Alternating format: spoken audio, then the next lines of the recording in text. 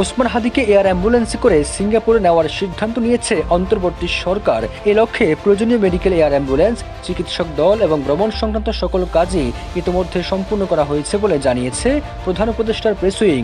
15 December দুপুরে ওসমান হাদিকে সিঙ্গাপুরে নেওয়া হবে বলে নিশ্চিত করা হয়। 14 ডিসেম্বর প্রধান উপদেষ্টার প্রেস উইং থেকে আরও বলা হয়, গত 2 দিন ধরে ওসমান হাদির চিকিৎসার জন্য সরকার সিঙ্গাপুর, থাইল্যান্ড, মালয়েশিয়ার কয়েকটি হাসপাতালে যোগাযোগ করেছে। এরপর এভারকের হাসপাতালের চিকিৎসক দলের পরামর্শে ও পরিবারের সদস্যদের সঙ্গে আলোচনার পর ওসমান হাদির বিষয়ে প্রধান উপদেষ্টাকে অবহিত করেন তার বিশেষ সহকারী ডাক্তার সাইদুর রহমান। তিনি জানান, বর্তমানে হাদির শারীরিক অবস্থা অপরিবর্তিত রয়েছে। এখন যে কোনো ব্র্যান্ডের পুরাতন এসি বদলে নতুন ওয়ালটন এসিতে উপভোগ করুন 25% ছাড়। এরপরে ওসমান হাদিকে উন্নত চিকিৎসার জন্য সিঙ্গাপুরে পাঠানো হবে বলে জানানো হয়। সেখানে জেনারেল হাসপাতালে অ্যাক্সিডেন্ট ইমার্জেন্সি বিভাগে তার চিকিৎসার সব ধরনের ব্যবস্থা নেওয়া হয়েছে। একই সঙ্গে আরও বলা হয়, হাদির চিকিৎসা সংক্রান্ত সকল ব্যয় রাষ্ট্রীয়ভাবে বহন করা হবে। এছাড়া ওসমান হাদির জন্য দেশবাসীর কাছে দোয়া চেয়েছেন প্রধান উপদেষ্টা ডক্টর মোহাম্মদ ইউনূস।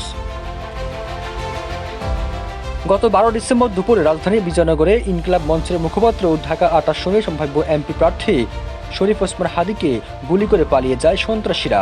এরপর গুলিবিদ্ধ অবস্থায় হাদিকে প্রথমে ঢাকা মেডিকেল কলেজ হাসপাতালে নেওয়া হয়, পরে সেখান থেকে এবারকের হাসপাতালে ভর্তি করা হয়, যেখানে তিনি বর্তমানে সিসিইউতে চিকিৎসাধীন। এই ঘটনার পর থেকেই সারা দেশে প্রতিবাদ কর্মসূচি অব্যাহত রয়েছে। সবুজ আলম, নিউজ ডেস্ক, ইত্তেফাক।